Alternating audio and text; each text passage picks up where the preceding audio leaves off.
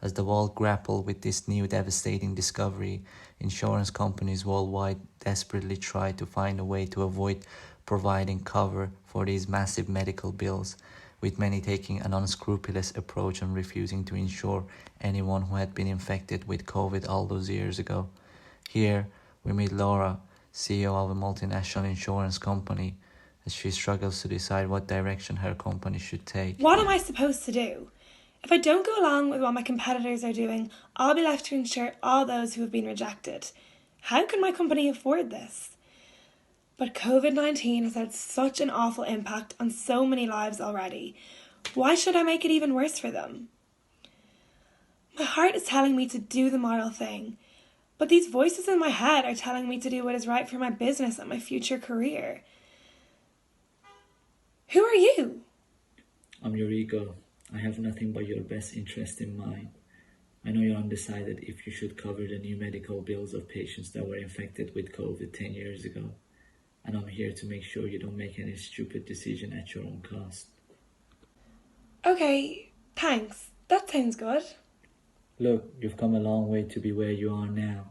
This medical bill is huge. If you agree to pay for it, you will make the board and shareholders unsatisfied.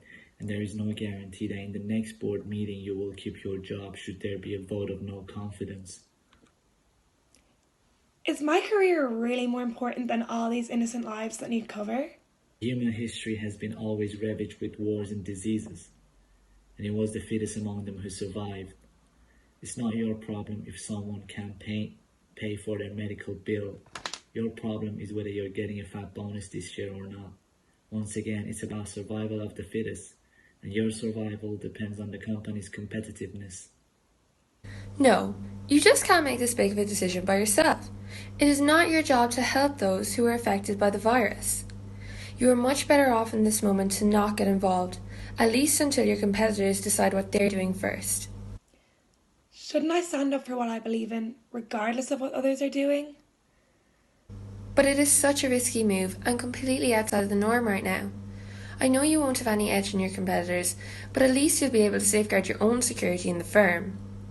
However, it is completely discriminatory against these poor individuals who are already ill. Exactly. Actually, don't let yourself even begin reasoning with the idea of it. What you really want is to keep your job and go unnoticed. After all, should the government not call a ruling on the protocol for the industry with this new discovery? I mean, I suppose that's true, but It is not your job to protect anyone but yourself. There's too much pressure on you to make a decision on such a national and global issue. Just choose to ignore it. To hell with the other people. Who cares about other people? This conversation is happening in your head. Why are you creating a scenario that could prove detrimental to you? I just want to do what is right for society.